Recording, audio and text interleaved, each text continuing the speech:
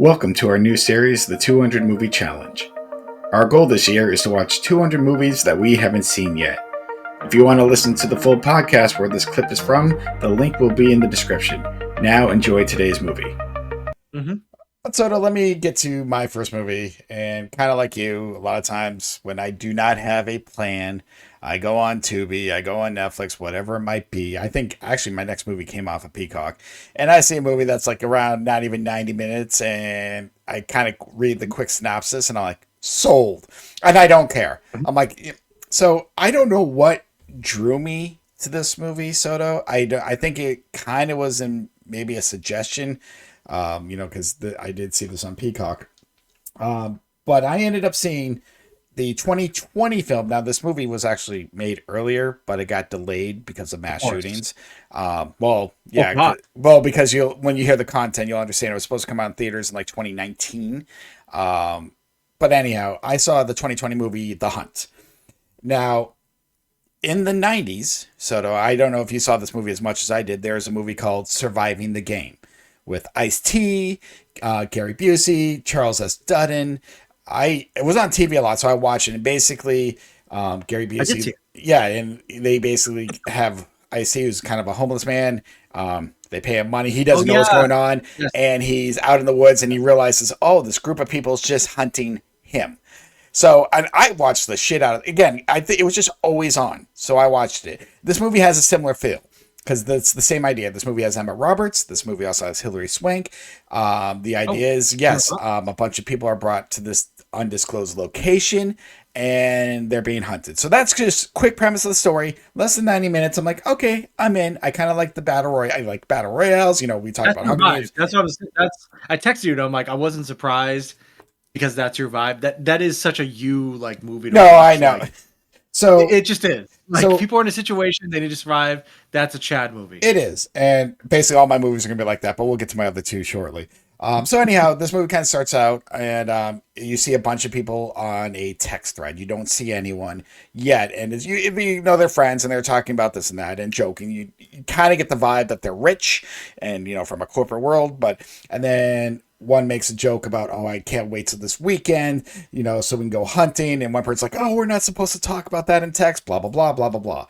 So it kind of starts off with this weird text that's going on. Then it cuts to a plane. And again, we're in first class, and, people are ordering their champagne. You see all these rich people. And this one guy comes from where Coach is. He's like, what's going on? What was happening? And basically, the plane, the rich people, they have all the people they're hunting in the back of the plane. They're knocked out. This guy woke up early. So one's a doctor, that he's trying to sedate him, but obviously this guy is flipping out because he doesn't know how the fuck he got on his plane. He doesn't know how any of these people are on. And eventually, Hilary Swank comes from the front. She takes off her high heels and basically stabs the guy in the eye with her high heel, pulls it out. Sock it up. So I'm like, oh, a little brutality here. I will admit, it's hard to do the pull-out eye, and it looked like good.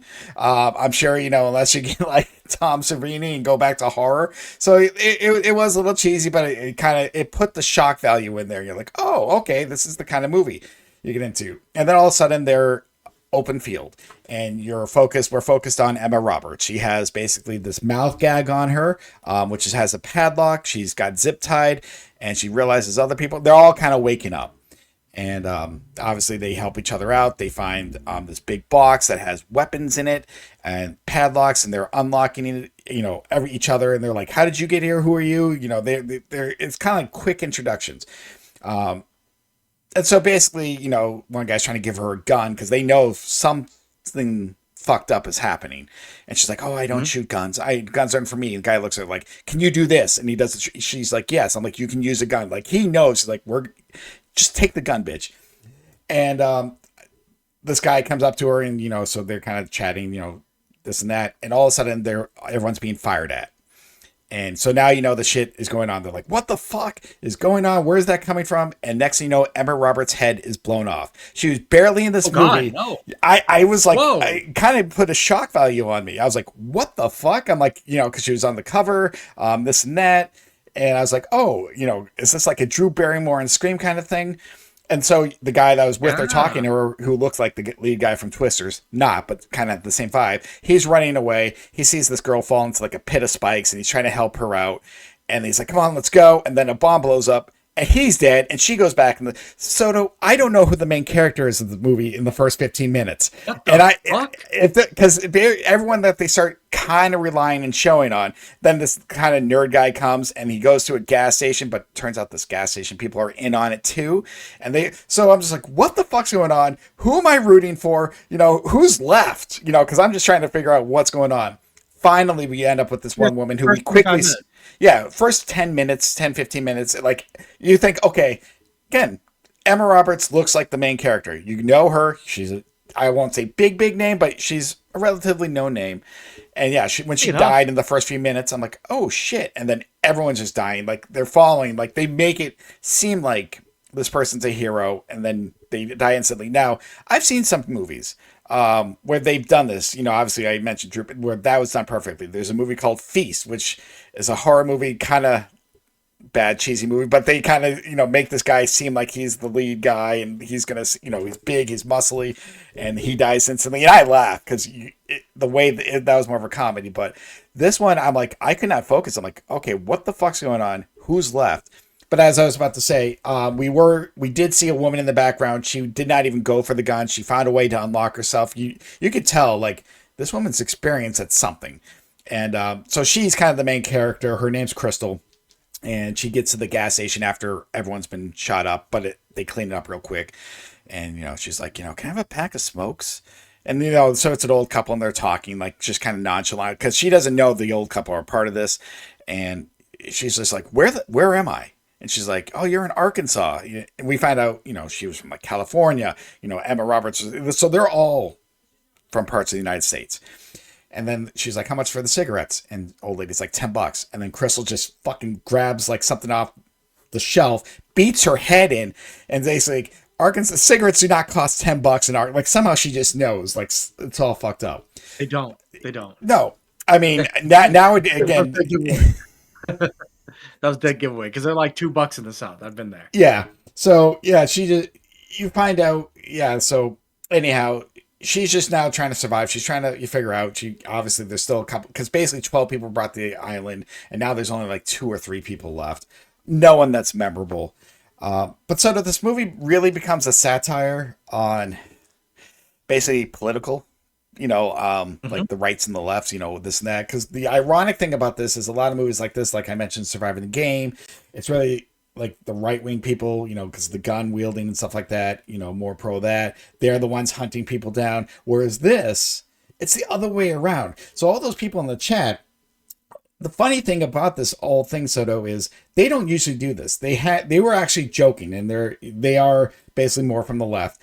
And yes, their text got leaked, and everyone on the internet was like, "Oh my God, these people are hunting people!" Like created a conspiracy theory to where a lot of these people's lives got ruined, though they didn't do this. So they're like, "Well, fuck this! If these people are thinking of this of us, why don't we just do this for real?" So they hired, you find the backstory. They hired a guy to teach him how to kill. So I'm like, this is fucking stupid. This is, and now I'm like, I'm rooting for this woman, Crystal, who's like the one real survivor, but she's just a deadpan actress. Like she's just like nonchalant, doesn't care. So like, I know she's now who I'm rooting for, but I'm like, do I really want to root for her? Like, so this movie just, there was something here.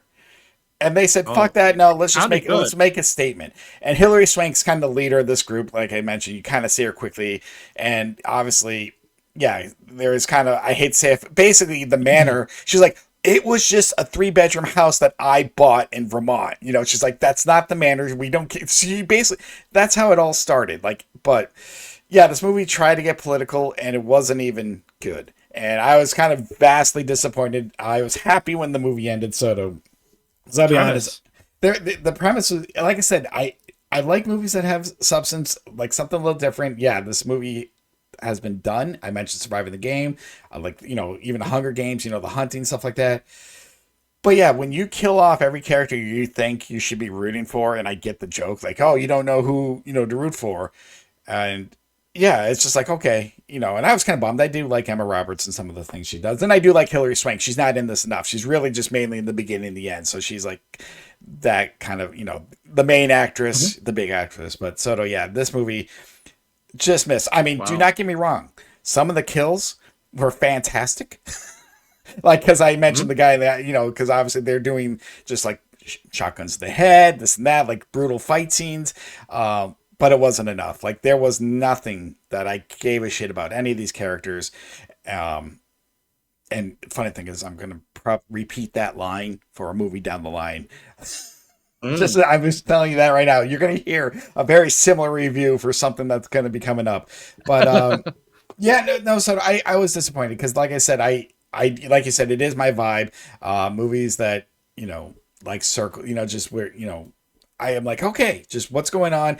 I wanted a popcorn movie. I wasn't expecting much. I really got nothing at all. So yeah, no, I was disappointed. I was like, oh god, because I just felt like this could have been so much more.